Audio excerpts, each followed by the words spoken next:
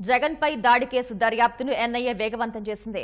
కస్టడీలోకి తీసుకున్న నిందితుడు శ్రీనివాసరావు నుంచి కీలక విషయాలు రాబట్టినట్లు తెలుస్తోంది.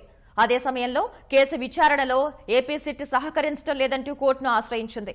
ఇక కేసును ఎన్ఐఏకి అప్పగించడంపై రాష్ట్ర ప్రభుత్వం హైకోర్టులో పిటిషన్ దాఖలు చేసే అవకాశం ఉంది.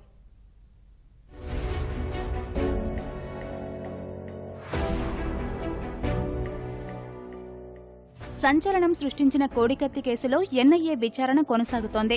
నిందితుడి శ్రీనివాసరావును కస్టడీలోకి తీసుకున్న అధికారులు 6 రోజుల పాటు విచారణ చేశారు. జగన్పై దాడి చేయడానికి కారణాలేంటి, విమానాశ్రయంలోకి కత్తి ఎలా తీసుకొచ్చాడు, దాడికి ముందు ఎవరెవరికి ఫోన్ చేశాడనే అంశాలపై ప్రశ్నించినట్లు తెలిసిందే. విచారణ సందర్భంగా నిందితుడి నుంచి కొన్ని విషయాలను రాబట్టినట్లు సమాచారం. నేటితో కస్టడీ ముగుస్తున్నందున శ్రీనివాసరావును విజయవాడ కోర్టులో హాజరుపరిచే అవకాశం ఉంది. ఇక ఈ కేసుకు సంబంధించి మరికొందరిని ఎన్ఐఏ విచారణ చేసే అవకాశం ఉంది.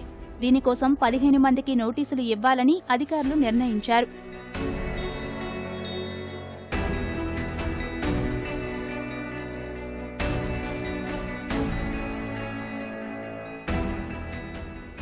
కోడికత్తి దాడి వ్యవహారంపై జనవరి 1న ఎన్ఐఏ కేసు నమోదు చేసింది.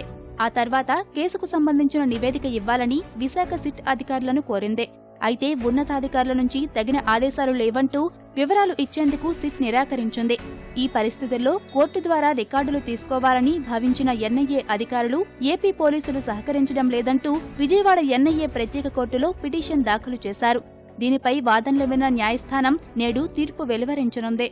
అదే సమయంలో ఈ కేసును ఎన్ఐఏకి అప్పగించడంపై అభ్యంతరం వ్యక్తం చేస్తూ రాష్ట్ర ప్రభుత్వం నేడు హైకోర్టులో పిటిషన్ వేయనుంది.